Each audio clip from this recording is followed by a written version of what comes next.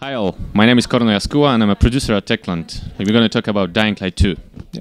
I'm Gabriel from Cerealkillerz. So as first question, Dying Light 2 looks like a really ambitious project. First of all, the parkour movements, how are you integrating it in the game? Like, do you motion capture or? Yes, we based on our experience for the first game and we did a lot of mock-up for the player and for AIs itself. So there's a lot of materials for us, and we are still improving everything, adding the twice as much number of parkour moves to the game right now. So extending it, like, it's going to be a huge difference for the players. Okay. We had in the presentation there's a Witcher team, I think a writing team working on some quests. Could you go into detail with that? So we have Chris Avalon on board, which is like the main difference because he is designer of the lore of the world and setting for the world, which we call modern Dark Ages. He also is the designer for choices and consequences system, which is the main big difference comparing to the original title. But also we have the whole team behind the story and narrative side of the game. It's much more complex right now because we call it narrative sandbox, which is like for us one of the sandbox mechanic for the game, like the parkour, like combat, like day and night cycle. We also adding the narrative side to the sandbox. So having on board guys that did beautiful quests for The Witcher, for instance, Bloody Baron quest, and giving them Chris Avalon to work with them. So we think that the mixture will work. What are you using from the first game, like in terms of graphic engines or the environment? As you said, this is an ambitious project and it requires from us that the technology should change. So we did a completely new engine, which is called C Engine right now, to be able to deliver 4 times bigger city than it was in Dying Light in the original game. We also have to have support for the choices in the world, which also required the technological changes. So right now we have the new technology, which is going to handle the ambitions we have behind the project. Okay. Could you go into detail with the different enemy types? Like what can players expect from you? As you saw in the demo, we are shifting the balance between infectants and humans. In original game, it was more of a infected and the war between player and the infected. Right now, it is 15 years after the outbreak, and humanity is more aware of the infected. So we are shifting the balance to the to give player the opportunities to express himself with fighting the humans. So you're gonna see a lot of types of human enemies in the game, but also in addition during the night we're gonna expand the night type enemies and their scariness behind the chases and the mechanics that people love about in Dying Light 1. Could you go into detail, like how do you realize this whole ambitious project, like the combats, the everything that changes? We learned the lesson from the Dying Light, the original game, and the core team is the same. So we have over 200 developers bringing the new experience to the players right now. Okay.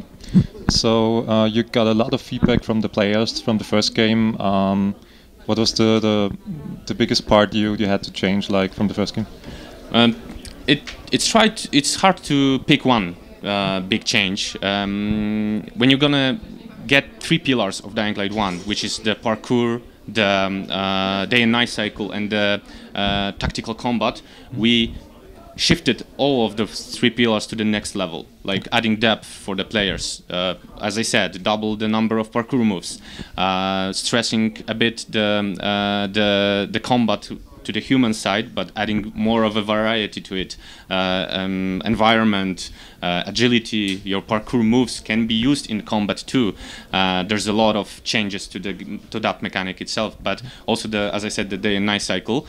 And the biggest change, I suppose, and what we are focusing right now in the demo, it's the power of choice on the player side. So this is like the main choice, the main difference for me. Okay. I think if we can accept some multiplayer components like in the first game, could you tell something about that? What you're planning? I think it's too early to talk about details about the multiplayer. I can assure you that there's going to be cooperative, like because it's like Dying Light DNA.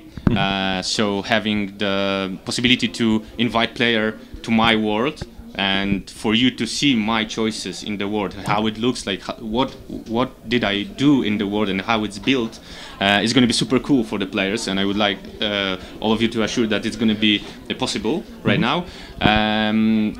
Also, I have to assure that if you're invited to my game, I will be the one to make choices, not you.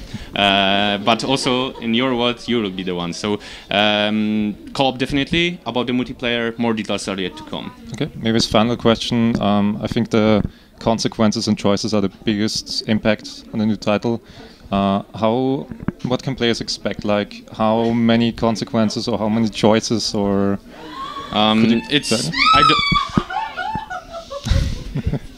Okay. I don't want to spoil.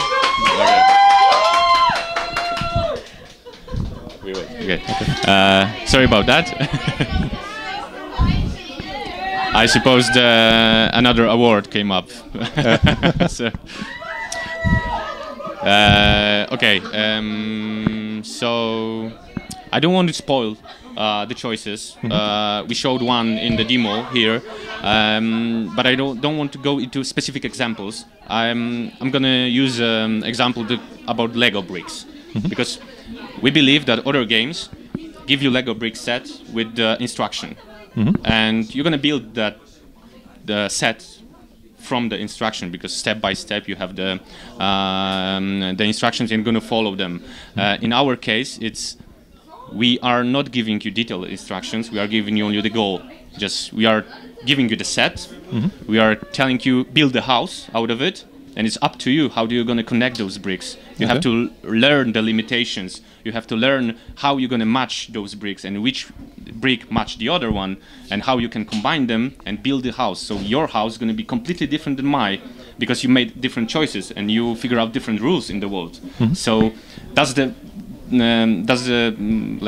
visual example I can say. I don't want to go into details with that. Okay, thank you for your time. Thank you very much. It was great to meet you. Stay tuned.